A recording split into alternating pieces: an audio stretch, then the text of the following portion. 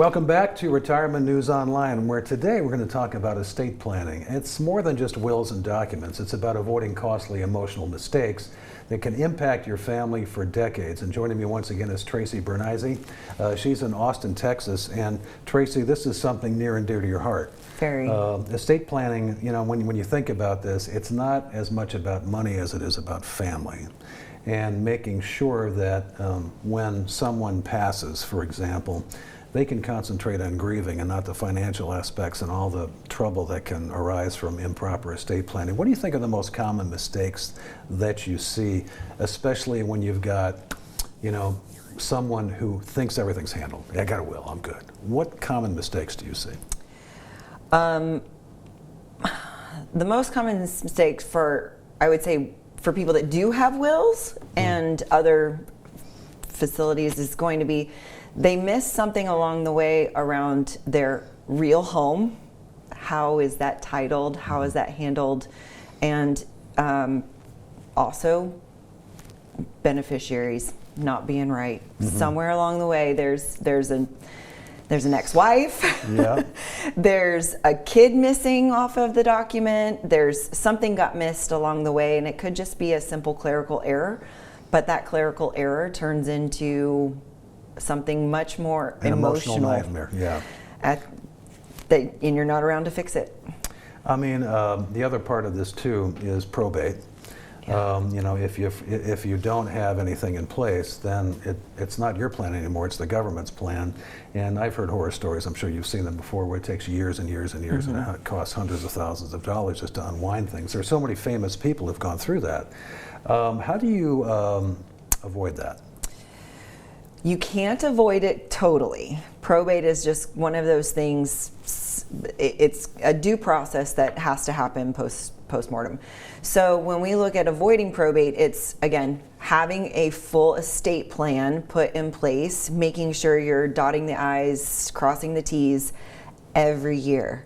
What people don't understand is they drop the ball. They do it, but they did their plan 10 years ago. Now, I mean, somebody may not even be alive anymore that says listed in this process or whatever. So anytime there's errors in the system that you do on your planning, the default is then it goes into probate. So then it goes into the legal battle of that situation, and those missteps can actually be avoided if you're having the conversation with your clients on a regular basis, especially when they're, I'm gonna drop a very low age out there, starting at age 40. You've got to start early talking about your estate because things happen. They just do. We all have an expiration date. We don't know when it is, but we definitely don't want to leave destruction behind us. What do you tell people who say, well, I don't really have enough, you know, to make an estate plan, or it costs too much? That's really not true, is it? That is not true. In today's day and age, we have a lot of services, very easy to utilize. You don't have to engage a lawyer, pay the retainer fee, blah, blah, blah. You can set up a general estate plan, but leaning into your financial advisor, if you don't have a financial advisor because you don't think you have enough, just ask the question about if they're a good advisor. If you're not a fit for them, they're going to know somebody else that will be a fit for you. But asking the right questions, just ask the question. First of all, ask the question. There will always be help for you, but there are tons of systems and processes that we have that are inexpensive to write a will. You don't have to have a lawyer to write a will. You have a car, you have a house, do you have any real property? You still need a will. That's right. The word estate sounds like it's a big, expensive thing, but if you have anything of value and you want it to go to somebody, you need to have it in an estate plan of some kind. Absolutely. How do you help clients simplify in this? Because it's complex, right? And it's confusing and it's scary. Nobody wants to talk about death, you know, and that's the problem. I mean, this is the time, if you're 40 years old, you're thinking, well, I probably need to get an estate plan. Do I want to bring everybody in and talk about my passing and potential death here sometime soon? It's kind of uncomfortable. How do you cross that bridge? So to simplify the process means you're educating effectively. So knowing the ins and outs and staying ahead of what could potentially be the hurdles is kind of step one.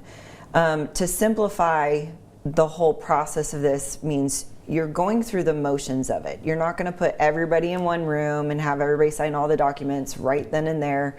It's a massaging of, okay, step one, let's make sure, let's find out have the conversation about where do you want your money to go? Where do you want your assets to go?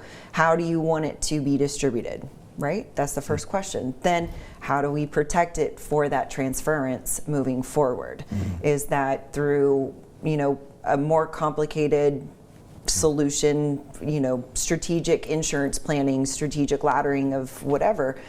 You have different needs, and then as you build wealth, you have to revisit this conversation. So if you're starting early, you're having this conversation every year with your financial advisor. Okay, maybe I went through a major life change. Trigger one.